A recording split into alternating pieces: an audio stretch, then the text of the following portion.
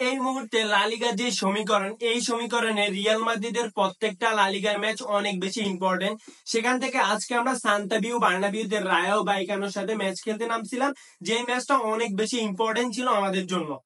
আর ভাই, এই ম্যাচটা নিয়ে আলোচনা করার আগে একটা গোল নিয়ে আমার অনেক বেশি আলোচনা করতে মন চাইতেছে, বা অনেক বেশি তোমাদেরকে জানাইতে মন চাইতেছে। ওই গোলটা হলো ভিনিসিয়াস জুনিয়রের 34 মিনিটের মাথায় যে গোলটা হয়েছিল। ভাই, ভিনিসিয়াস জুনিয়র কেন যে ওয়ার্ল্ডের বেস্ট ফুটবলার, এই গোলটাই বলে দেয়। ভাই, ভিনিসিয়াস জুনিয়র আজকে যে গোলটা করছে, মানে একজন প্লেয়ার একলা এত ভালো ফিনিশিং করতে পারে, এই জিনিসটা আমি আগে জানতাম না। ভিনিসিয়াস জুনিয়রের যে আউটস্ট্যান্ডিং গোলটা করছে আজকে, ভিনিসিয়াস জুনিয়র অনেকদিন ধরে গোল পাইতেছিল না, অনেক ট্রোলের শিকার হয়েছে, বাট আজকে যে গোলটা করছে 10টা গোলের সমান ভাই। এবং তার আগে কিছুক্ষণ আগে, মাত্র 4 মিনিট আগে এমবাপ্পে যে গোলটা করছে ভাই, এমবাপ্পের এরকম রান অনেকদিন পরে আমি দেখতে পাইছি, যেখানে মিডফিল্ড থেকে জাস্ট ফ্লাশ টাইপের একটা রান মেক করছে এবং আউটস্ট্যান্ডিং একটা গোল করছে। এমবাপ্পে যে কতটা ফাস্ট, এটা আমরা আজকের গোলটা থেকেও আমরা দেখতে পাইছি। এবং এমবাপ্পেকে নিয়ে কি বলবা, এমবাপ্পে তো এমনিতে একজন পাগলা ফুটবলার, তাকে নিয়ে তো অন্য কিছু বলার কিছু নেই। আর অবশেষে এই ম্যাচটা আমরা 2-1 গোলে উইন করছি, যেখানে রায়ো ভাইকানো 45তম মিনিটে একটা গোল করে।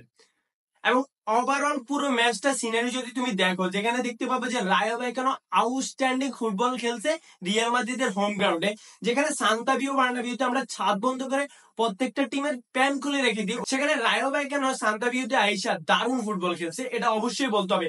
বল পজিশনিং বলো, শর্ট অন টার্গেট বলো, অন টার্গেট শট বলো, অফ টার্গেট শট বলো, ডিফেন্সিভলি সলিড ছিল ভাই রায়ো ভাইকানো। না হলে রিয়াল মাদ্রিদ আরো গোল বের করতে পারতো ভাই।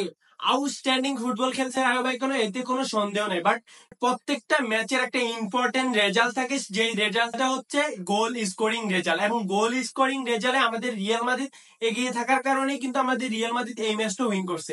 আর এই জন্যই রিয়াল মাদ্রিদ সবার থেকে ফেভারিট। এখন তুমি দেখতে পাবা যে একটা ম্যাচ যদি রিয়াল মাদ্রিদ হারে, তাহলে অনেক বেশি টোলের শিকার হয়। একটা টুর্নামেন্ট থেকে যদি রিয়াল মাদ্রিদ বাদ হয়, তাহলে অনেক বেশি টোলের শিকার হয়। এটা সবচেয়ে বড় কারণ হচ্ছে রিয়াল মাদ্রিদ হচ্ছে একটা বড় টিম।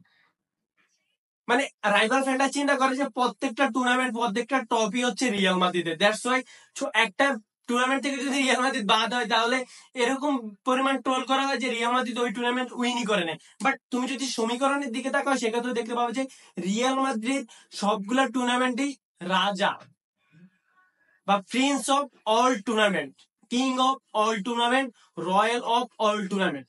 অবশেষে একটা কথাই বলবো, লা লিগাতে আমরা এখন পয়েন্ট টেবিলে 2 নম্বরে চলে আসছি, অ্যাটলেটিকো মাদ্রিদ আজকে ম্যাচটা হারার কারণে।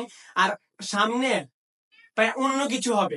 এই লা লিগা রিয়াল মাদ্রিদ উইন করবে, এতে কোনো সন্দেহ নেই। এবং চ্যাম্পিয়ন লিগে ভাই, আমরা আমাদের ওই কামব্যাক মেন্টালিটি নিয়ে খেলা স্টার্ট করে দিছি, এবং এর মানে চ্যাম্পিয়ন লিগ তো আমাদের হইতে যেতেছে, এতে কোনো সন্দেহ নেই।